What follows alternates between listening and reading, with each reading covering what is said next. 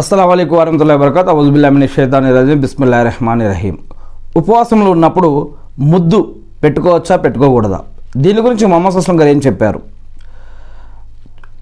దీనికంటే ముందుగా ముద్దు రకరకాలుగా ఉంటుంది. ఒక తల్లిదండ్రులు పిల్లలకు పెట్టే ముద్దు కానీ, ప్రేమతో పెట్టే గౌరవ మర్యాదలతో పెట్టే ముద్దులు వేరే ఉంటాయి, కామంతో పెట్టుకునే ముద్దులు వేరే ఉంటాయి. మరి ఉపవాసంలో ఉన్నప్పుడు పగటిపూట భార్యాభర్తలు కలిసి రమించకూడదు అనేటటువంటి ఒక షరతు, ఒక రూల్ ఉందన్న విషయం గుర్తుపెట్టుకోవాలి. అదేవిధంగా కామంతో ఉండేటటువంటి ముద్దులకు ప్రేరేపించేటటువంటి ముద్దులు పట్టుకోకూడదు.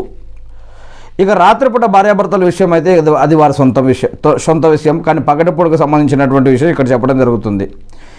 అసలు మొహమ్మద్ అస్లం గారి గురించి ఆయిషా రజల్లా గారు చెప్పినటువంటి ఒక విషయం ఏమిటి అంటే, మొహమ్మద్ అస్లం గారు ఉపవాసం ఉన్నటువంటి స్థితిలో ముద్దు పెట్టుకునేవారు, కాకపోతే తన పైన తానికి కంట్రోల్ అంటే నియంత్రణ శక్తి కలిగి ఉండేవారు.